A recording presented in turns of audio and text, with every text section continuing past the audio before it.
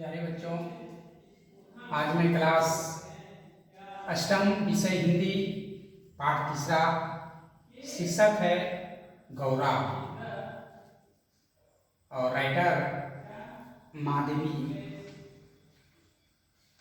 Writer है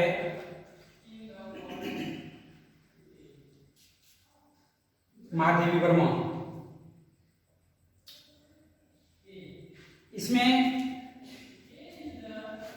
बताया गया है कि गौरा जो है मेरी बहन के घर पली हुई गाय की वयः संधि तक पहुंची हुई थी। तो वयः संधि का अर्थ होता है ऊंचाई।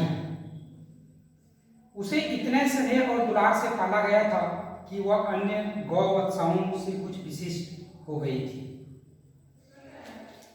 मेरी बहन ने एक दिन मुझसे कहा था कि तुम इतने पशु पक्षी पाला करती हो, एक गाय क्यों नहीं पालती। यानी उसको बहुत पशु पक्षी से प्रेम था।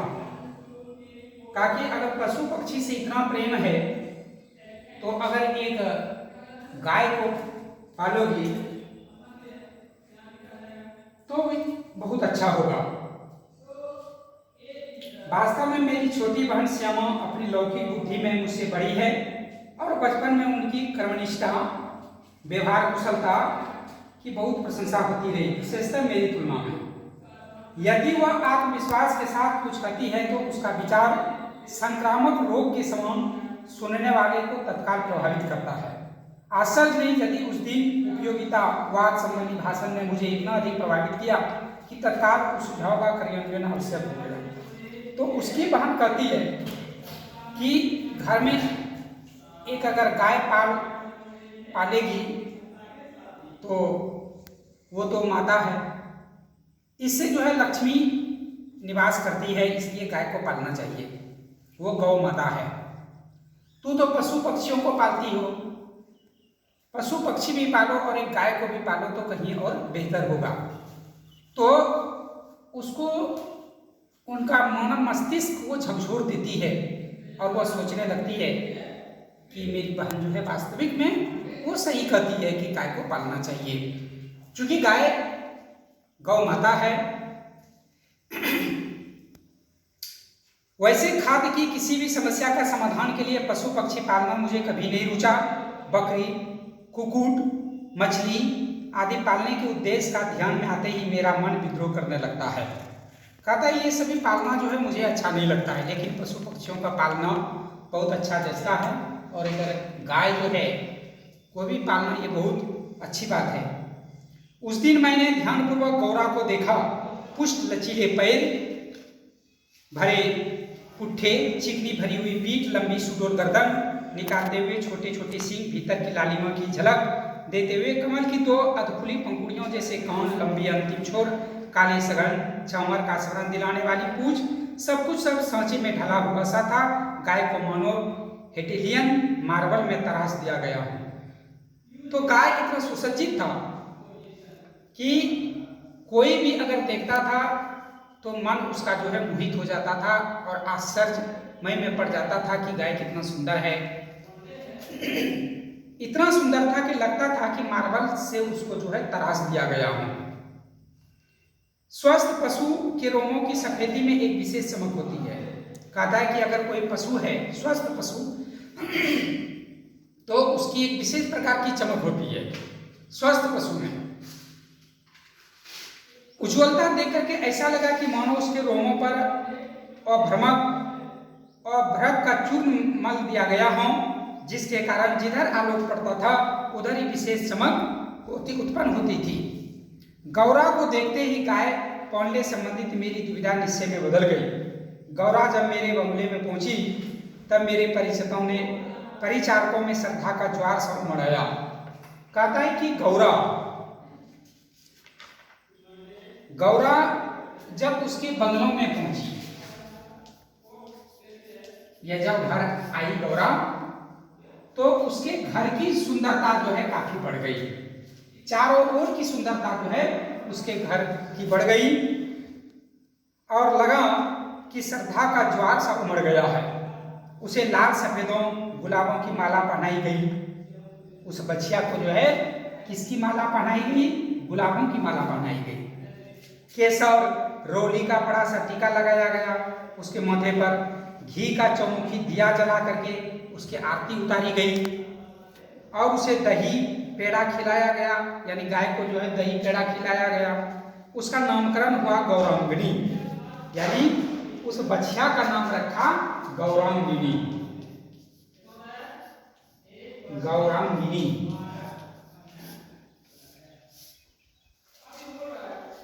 यानी गौरा।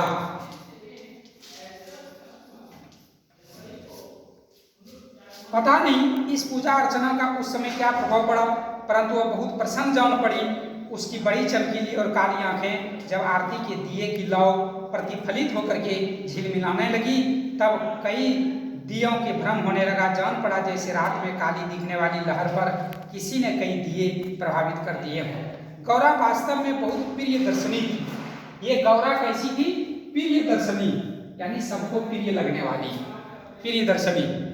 उसकी काली बिल्लोरी आंखों का तरल सौंदर्य तो दृष्टि में बांधकर स्थिर कर देता था। चौड़े उज्ज्वल माथे, लंबे सांचे में ढले हुए से मुख पर आंखें बर्फ में नीले जल की बूंदों के समान लगती थी। उनमें एक अनोखा विश्वास का भाव रहता था। गाय के नेत्रों में हिरण के नेत्रों जैसा चकित विस्मय न होकर आत्मविश्वास ही रहता था।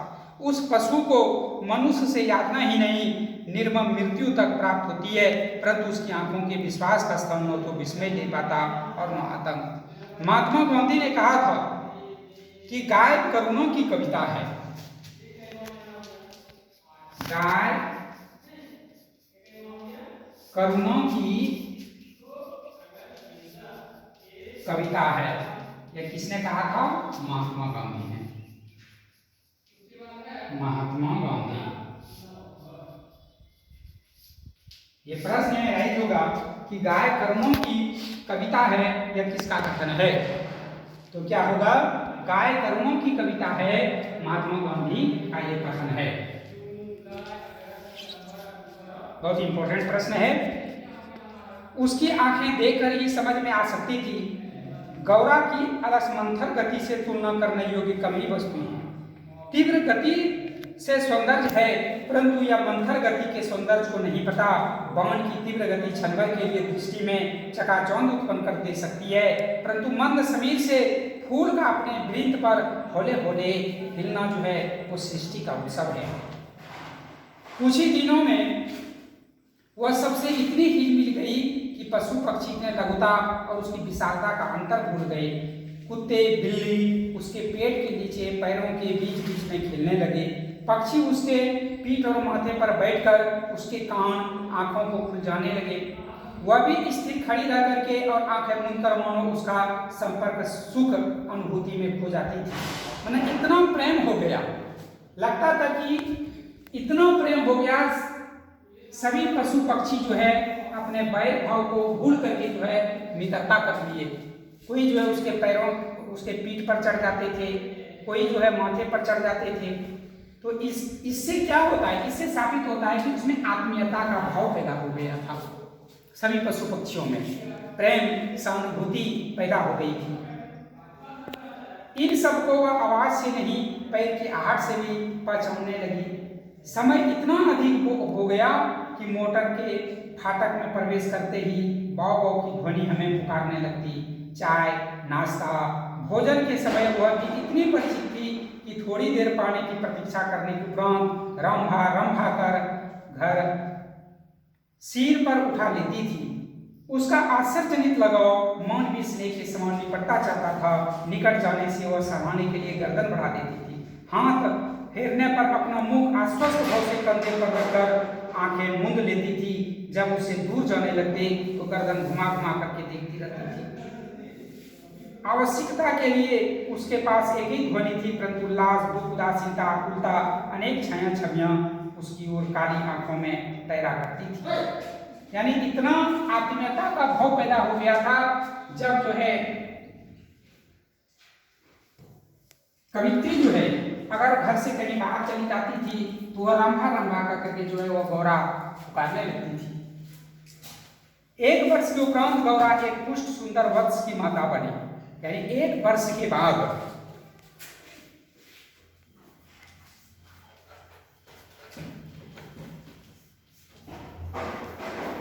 1 वर्ष के बाद जो है वह माता बनी, सुंदर वत्स की माता। वत्स अपने लाल रंग के कारण गेरू का पुतला जैसा जान पड़ता था। उसके माथे पर पानी के आकार का श्वेत तिलक, चारों पैर खुरों के ऊपर सफेद बलय ऐसे लगते थे मानो गेरू की बनी। वत्स मूर्ति की चांदी के आभूषणों से अलंकृत कर दिया गया। बछड़े का नाम रखा गया लालमणि। लालमणि, बछड़े का नाम क्या रखा गया? लालमणि।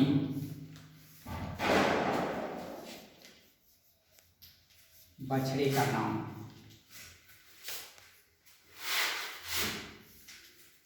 लालमणि रखा गया। माता पुत्र दोनों निकट रहने पर हिम राशि के जलते हुए उन्हें स्मरण करते थे। अब हमारे घर में मानो दुग्ध महोत्सव आरंभ हो गया। कहता है कि अब जो है उसके घर में कहता है कि काफी दूध होने लगी, वह गाय जो काफी दूध देने लगी। तो कितना गाय दूध देती थी? कहता है कि प्रातः और शाम मिला करके 12 सेर लगभग दूध देती थी, यानी 12 सेर दूध देने लगी वो गाय, सुबह और शाम मिला करके। तो ये गाय जो है कितना दूध देने लगी? 12 सेर। अतः लालमणि के लिए कई सेर छोड़ देने पर भी इतना अधिक शेष रहता था। दुग्ध दोहन के समय सब गौरा के सामने एक पंक्ति में बैठ जाते थे। किसी विशेष आयोजन पर आमंत्रित अतिथियों के सामने परम शिष्टता का परिचय देते हैं। उसके घर में जितने भी पशु पक्षी थे, सारे के सारे पशु पक्षी जो है पंक्तिबद्ध होकर के बैठ जाते थे। जब गाय का दोहन कार्य होता था उसमें जो है सभी जो है जितने भी पशु पक्षी थे सभी प्रेम भाव से पंक्तिबद्ध बना करके जो है बैठ जाते थे। इससे क्या पता चलता है? इससे पता चलता है कि उसमें कितना बड़ी आत्मीयता थी, उन पशु पक्षियों में भी कितनी बड़ी आत्मीयता थी, आत्मा का भाव था। इसके बाद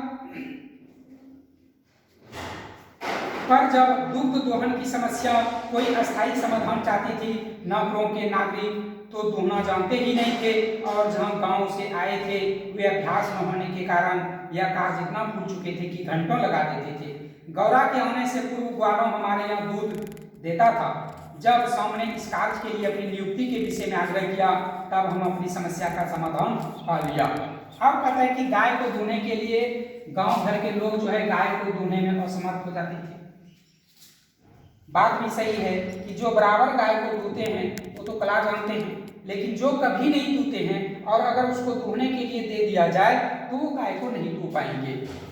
तब जो है गाय को दूहने के लिए एक ग्वाले की नियुक्ति किया गया। ग्वाले आते थे, दूध जो है दूह करके वो चले जाते थे। इसके बाद क्या हुआ? 2-3 मास उपरांत गौरा ने दाना चारा खाना बहुत कम कर दिया और उत्तरोत्तर दुर्बल और शिथिल रहने लगी। चिंतित होकर मैंने पशु चिकित्सकों को बुलाकर दिखाया। वे कई दिनों तक अनेक प्रकार का निरीक्षण, परीक्षण, एक्सरे आदि द्वारा रोग का निदान पूछते रहे। कहता कि 2-3 महीना तो ठीक रहा, लेकिन 2-3 महीने के बाद जो है अब गाय जो है उतना खाने नहीं लगी। अब जो है वह दुर्बल होते गई। तो दुर्बल होने का कारण जो है वो ढूंढने लगी कि आखिर गाय जो है वो दाना चारा पानी देने के बावजूद भी जो है वो गाय नहीं खा रही है, तो क्या बात है। बड़े बड़े चिकित्सकों को बुलाया गया। इसमें रिजल्ट पाया, परिणाम यह निकला कि गाय के पेट में जो है सुई दे दी गई है, यानी उसको जो है खाना के साथ उस गाय को सुई दे दी गई है, जिसके चलते जो है वो गाय जो है दुर्बल होती जा रही है। उन्होंने निर्णय दिया कि गाय को सुई खिला दी गई है और उसके रक्त संचार के साथ हृदय तक पहुंच गई है। जब सुई गाय के हृदय के पार हो जाएगी तो रक्त संचार रुकने से उसकी मृत्यु निश्चित है। मुझे कष्ट और आश्चर्य दोनों की अनुभूति हुई। सुई खिलाने का तात्पर्य क्या हो सकता है? का सुई जो खिलाई गई इसका क्या कारण हो सकता है? अब जो है वो कारण ढूंढने लगे। दाना चारा तो हम स्वयं देखभाल कर देते थे, परंतु संभव है उसी में सुई चली गई होगी। पर डॉक्टर के उत्तर से ज्ञात हुआ कि दाने चारे के साथ खाई गई सुई गाय के मुख में ही छींट कर रह जाती है। गुड़ की बड़ी डली के भीतर रखी हुई सुई गले के नीचे उतर जाती है और अंततः रक्त संचार में मिलकर हृदय में पहुंच सकती है। अंत में एक ऐसा निर्मम सत्य घटित हुआ, उसकी कल्पना भी मेरे लिए संभव नहीं था। प्राय कुछ वाले ऐसे घरों में जहाँ की उनसे दूध खरीदा जाता था, गाय का आना सह नहीं पाते, अवसर मिलते ही वे गुड़ में सुई लपेट कर उसे खिलाकर उसकी असमय मृत्यु निश्चित कर देते हैं। गाय के मर जाने पर उन घरों में वो पुनः दूध देने लगते हैं, और जब गाय मर जाती है तो ग्वाले क्या करते हैं, उस घर में जो है दूध देना शुरू कर देते हैं। इससे जो है उसका फिर जो है इनकम होने लगता है। इसी उद्देश्य से ग्वाले ने क्या किया, उसको जो है भोजन में सुई मिला करके दे दिया, ताकि जो है वह गाय कुछ दिनों के बाद जो है वो मर जाएगी, हम फिर उसके यहाँ जो है दूध देना प्रारंभ कर देंगे। इसी उद्देश्य को लेकर के उसने जो है उसे उसके पेट में जो है सुई भोजन में दे दी। सुई की बात ज्ञात होते ही ग्वाला एक प्रकार से उनका ध्यान हो गया, यानी वह वहां से गायब हो गया। अतः संदेह का विश्वास में बदल जाना स्वाभाविक था। वैसे उसकी उपस्थिति में भी किसी कानूनी कार्यवाही के लिए आवश्यक प्रमाण जुटाना असंभव था। तब गौरा की मृत्यु से संघर्ष आरंभ हुआ, जिसकी स्मृति मात्र से आज के मन में सिहर उठता है। डॉक्टरों ने कहा कि गाय को सेब का रस पिलाया जाए तो सुई पर कैल्शियम जम जाने से और उसके नौ चुभने की संभावना है। तो डॉक्टरों ने एक उपाय दिया कि सेब का रस उसको पिलाया जाए, ताकि जो है उसको दर्द जो है वह कम होगा। इसलिए उसने रस जो है पिलाना शुरू किया। अतः नित्य कई सेर सेब का रस निकाला जाता और नली से गौरा को पिलाया जाता। शक्ति के लिए इंजेक्शन दिए जाते। पशुओं के इंजेक्शन के लिए सुई का समान लंबी मोटी सिरिंज तथा बड़ी बोतल भर दवा की आवश्यकता होती है। अतः यह इंजेक्शन भी अपने आप में शल्य क्रिया और यातना में हो जाता है। पर गौरा अत्यंत शांति से बाहर और भीतर दोनों की ओर चुभन और पीड़ा सहती थी। केवल कभी कभी उसके सुंदर उदास आंखों के कोनों में पानी की बूंदें भी झलकने लगती थी। वह गाय क्या हो जाता है, बड़ा बेचैनी हो जाती है।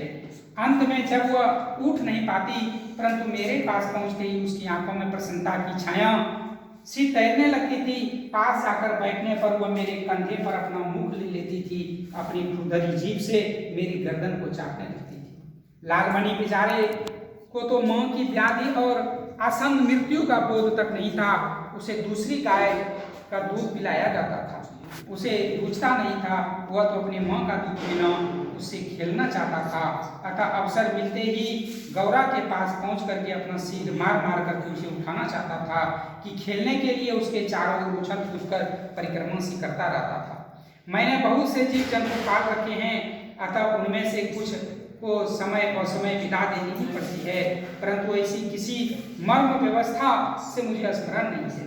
इतनी हिष्ट पुष्ट सुंदर दूध सी उज्ज्वल पेशनी गाय अपने सुंदर चंचल वत्स को छोड़कर किसी भी क्षण निर्जीव और निचेष्ट हो जाएगी, यह सोचकर उनके नैनों से अश्रु की धारा झरझर बहने लगती है कि यह गाय जो है अब जो है ये चलने वाली है, गाय मुझे छोड़ करके अब चली जाएगी। यही सोच करके जो है उसके नैनों से अश्रु की धारा बहने लगती है। लखनऊ कानपुर नगरों से पशु विशेषज्ञ को बुलाया गया, यानी जितने बड़े बड़े डॉक्टर थे उसको बुलाया गया। कहाँ से बुलाया गया? लखनऊ से बुलाया गया, कानपुर से बुलाया गया, आदि नगरों से बुलाया गया, लेकिन ऐसा उपचार नहीं बताया जिससे कि आशा की कोई किरण मिलती। अंत में जो है मृत्यु की प्रतीक्षा का मर्म नहीं वही जानता है जिसे किसी असाध्य मरणासन रोगी के पास बैठना पड़ता है। जब गौरा की सुंदर चमकीली आंखों में निष्प्रभ हो चली और सेब का रस कंठ में रुकने लगा, तब मैंने उसके अंत में अनुमान लगा लिया कि अब मेरी एक ही इच्छा थी, उसके अंतिम समय पर उपस्थित रह सकूं। दिन में नहीं रात में भी कई बार उठ करके मैं देखने जाती रही।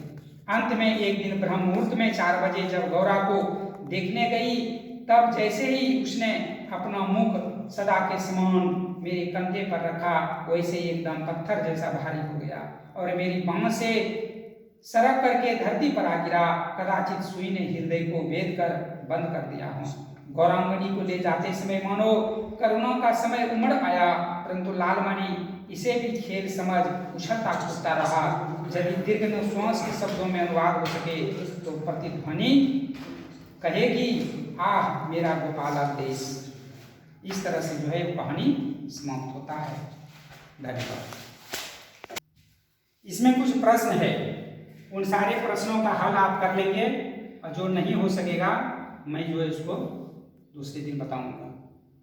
धन्यवाद।